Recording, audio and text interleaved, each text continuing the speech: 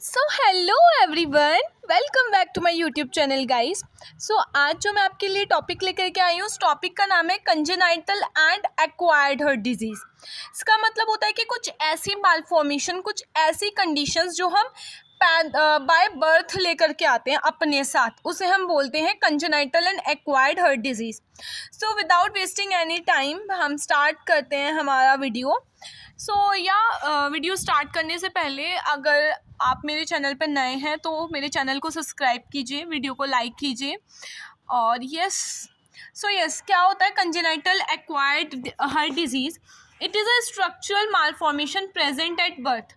हम ये congenital and acquired heart disease जो होती है, ये एक स्ट्रक्चरल मालफॉर्मेशन होती है। मतलब इसमें जो हमारा स्ट्रक्चर होता है हार्ट का, उसी में कोई ऐसी दिक्कत आ जाती है, ठीक है, जिसकी वजह से हार्ट अपना फंक्शन प्रॉपरली नहीं कर पाता। Next, congenital heart defect is a problem with the structure of heart.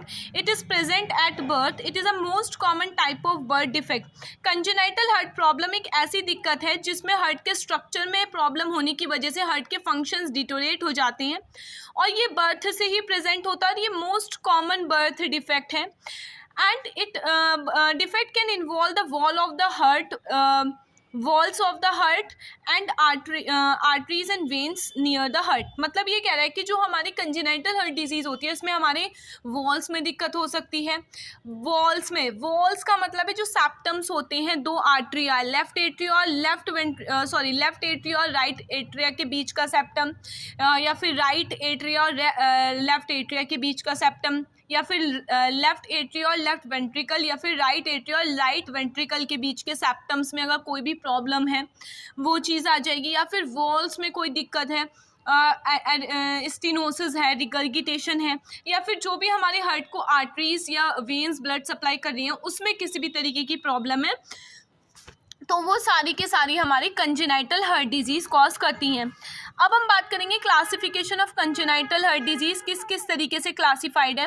तो कंजेनाइटल हार्ट डिजीज़ 3 पार्ट में क्लासिफाइड होती हैं: ए साइनोटिक, साइनोटिक एंड ऑब्स्ट्रक्टेड। ठीक है, ए साइनोटिक का मतलब होता है हमारा जिसमें जो ब्लड होता है वो लेफ्ट टू राइट शंट होता है। ठीक है, अब मैं आपको पहले ही बता देती हूँ कि जो कंजेनाइटल हार्ट डिजीज़ होती है ना, उसमें एक बहुत मोस्ट कॉमन कंडीशन आती है जिसे हम बोलते हैं हिंदी में दिल में छेद होना। ठीक है, जिसे हम क्या बोलते हैं, दिल में छेद होना बोलते हैं। तो वही ये कह रहा है, और इसे मेडिकल टर्म में बोला जाता है सेप्टल्स डिफेक्ट। ठीक है, तो क्या होता है कि जो ए साइनोटिक जितनी भी कंडीशंस हैं उसमें हमारा जो ब्लड होता है वो लेफ्ट से राइट में शंट होता है। मतलब लेफ्ट एट्रिया और राइट एट्रिया के बीच में जो सेप्टम है उसमें कहीं ना कहीं कोई होल होगा। ठीक है, जिसकी वजह से क्या होगा कि जो ब्लड है वो लेफ्ट एट्रिया से राइट एट्रिया में क्या करेगा, हमारा ट्रांसफ़र होता रहेगा। ठीक है, जबकि नॉर्मल प्रोसेस ये होता है कि जो ब्लड है वो लेफ्ट एट्रिया से लेफ्ट वेंट्रिकल में, वेंट्रिकल से हमारा पल्मोनरी आर्टरी के थ्रू लंग्स में, लंग्स प्योरीफाई करता है, लंग्स से हमारा क्या कहते हैं, लंग्स से हमारा जाता है left side of the heart, और वो फिर पूरी बॉडी को सप्लाई होता है। यहाँ पे मैंने थोड़ी सी मिस्टेक कर दी, राइट में हमारा डीऑक्सीजनेटेड ब्लड आता है पूरी बॉडी से, राइट एट्रिया से राइट वेंट्रिकल में, फिर वो राइट वेंट्रिकल से पल्मोनरी वेन में जाता है, फिर वहाँ पे प्योरीफाई होता है लंग्स के थ्रू, फिर लेफ्ट एट्रिया, फिर लेफ्ट वेंट्रिकल में, फिर अरोटा के थ्रू पूरी बॉडी में वो सर्कुलेट हो जाता है। तो यही कह रहा है कि जो नॉर्मल सर्कुलेशन ये होता है, लेकिन ए साइनोटिक कंडीशंस में क्या होता है, ए साइनोटिक कंडीशन में जो ब्लड होता है वो लेफ्ट से राइट की तरफ शंट हो जाता है। मतलब जो सेप्टम में जो होल होता है, उस होल की वजह से जो पूरा ब्लड है वो लेफ्ट से राइट की तरफ शंट हो जाएगा। अब ये जो ए साइनोटिक होता है ये 4 पार्ट में डिवाइडेड है: VSD, ASD, PDA and AV. VSD को कहते हैं हम वेंट्रिकल सेप्टल डिफेक्ट, एएसडी को बोला जाता है atrial septal defect, PDA patent ductus arteriosus, and AV को बोलते हैं आर्ट्रियोवेंट्रिकुलर कैनाल। ठीक है, सबसे पहले हम बात करते हैं वेंट्रिकल सेप्टल डिफेक्ट की। वेंट्रिकल सेप्टल डिफेक्ट क्या कहता है? So it is a condition in which the hole is present in the wall between the heart's lower chambers and it is the most common heart defect present at birth. Ventricle septal defect नाम से ही पता चल रहा है कि जो ventricles होंगे, right ventricle और लेफ्ट वेंट्रिकल जो होगा, उनके बीच की जो दीवार है, जो सेप्टम है, उसमें अगर किसी भी तरीके का होल है, that is known as ventricle septal defect हमारा, ठीक है। ये मोस्ट कॉमन कंडीशन होती है और it can also occur in the adult after surgery और हार्ट अटैक। अगर किसी भी अडल्ट की सर्जरी हुई है या हार्ट अटैक की कंडीशन हुई है उस अडल्ट को, उस कंडीशन, उसकी कॉम्प्लिकेशन हमारा क्या हो सकता है, वेंट्रिकल सेप्टल डिफेक्ट हो सकता है। नेक्स्ट हम बात करेंगे इसकी पैथोफिजियोलॉजी क्या होगी। सो पैथोफिजियोलॉजी में, क्योंकि ये कंजेनाइटल हार्ट डिजीज़ है, तो इसमें कोई रिस्क फैक्टर नहीं है हमारा। So blood come from left ventricle to right ventricle, मतलब ब्लड जो होगा वो लेफ्ट से राइट की तरफ क्या करेगा, शंट करेगा, ठीक है। जिसकी वजह से क्या होगा, राइट वेंट्रिकल में ब्लड ज़्यादा हो जाएगा। राइट वेंट्रिकल कहाँ ट्रांसफर करेगा उस ब्लड को, राइट वेंट्रिकल उस ब्लड को ट्रांसफर करेगा हमारे किस में, पल्मोनरी आर्टरी में, जिसकी वजह से क्या होगा, पल्मोनरी ब्लड फ्लो बहुत ज़्यादा इंक्रीज हो जाएगा, पल्मोनरी वेन का प्रेशर इंक्रीज हो जाएगा हमारा, ठीक है। जिसकी वजह से क्या होगा अब हमारा कि blood goes from right ventricle to left ventricle, जिसकी वजह से क्या होगा, हमारा जो ब्लड है वो बैक फ्लो होने लगेगा, मतलब राइट से लेफ्ट की तरफ शंट होने लगेगा, जिसकी वजह से क्या होगा कि अब क्योंकि हमारा जो ब्लड है वो लेफ्ट से राइट शंट हो रहा है, जिसकी वजह से पल्मोनरी फ्लो बढ़ रहा है। लेकिन अब क्या होगा, पल्मोनरी फ्लो जब बढ़ेगा तो लंग्स में ज़्यादा ब्लड जाएगा, लंग्स में ज़्यादा ब्लड जाने की वजह से लंग्स का प्रेशर बढ़ जाएगा।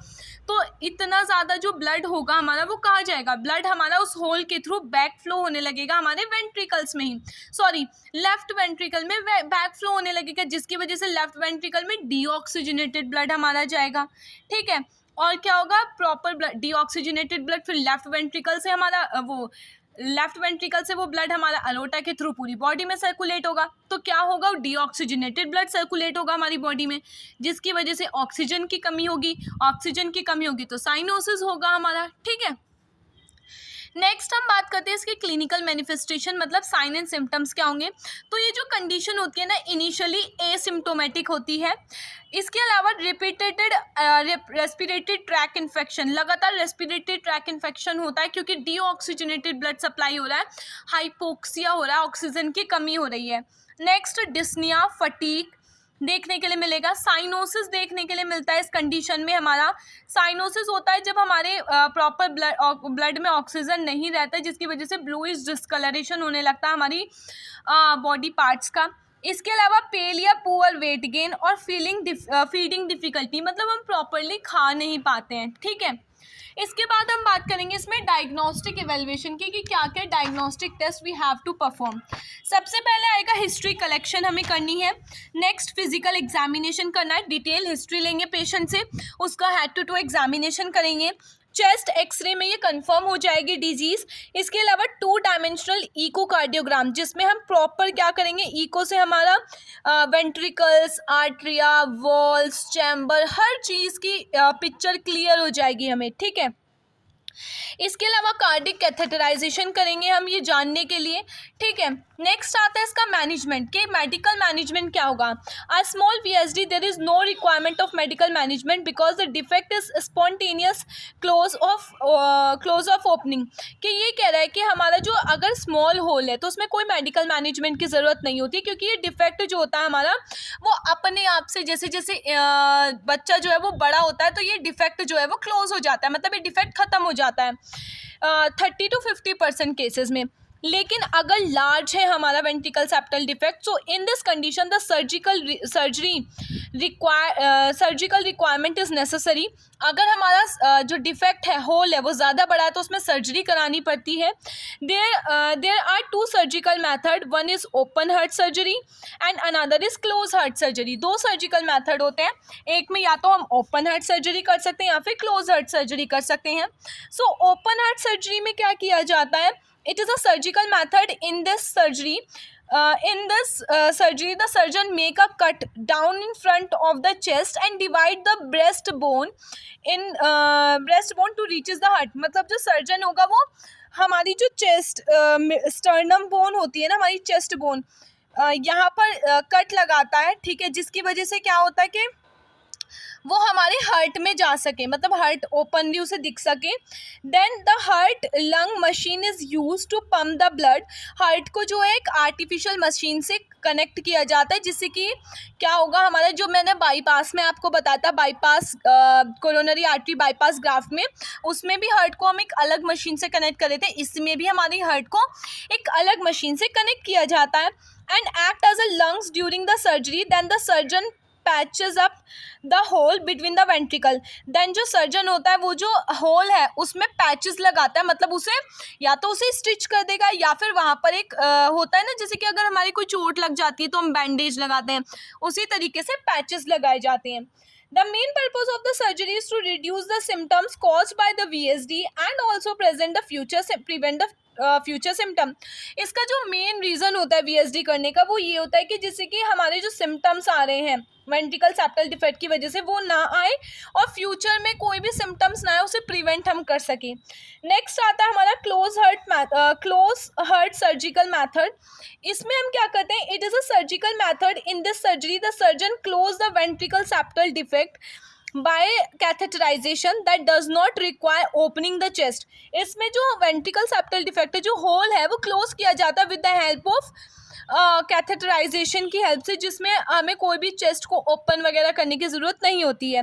In this procedure the doctor inserted a thin tube catheter into the blood vessel, then reaches the heart. Then doctor use a special sized mesh divide to close the hole. इसमें जो doctor होता है वो catheter को insert करता है with the help of the vein, then वो हमारे हार्ट तक पहुंचता है। हार्ट में हमारा एक मैश डिवाइस की हेल्प से वो जो होल होगा हार्ट का ओपनिंग होती है उसे क्लोज कर देता है।